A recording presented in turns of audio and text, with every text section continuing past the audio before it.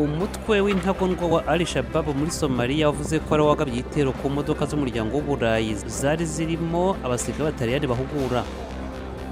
Muri Afurika y'Epfo abigaragambye bavuga ko barwanya ubwicanyi basakiranye na polisi bituma benshi muri bo bakomereka nyuma y'uko iyo polisi ikoresheje amasasu atica.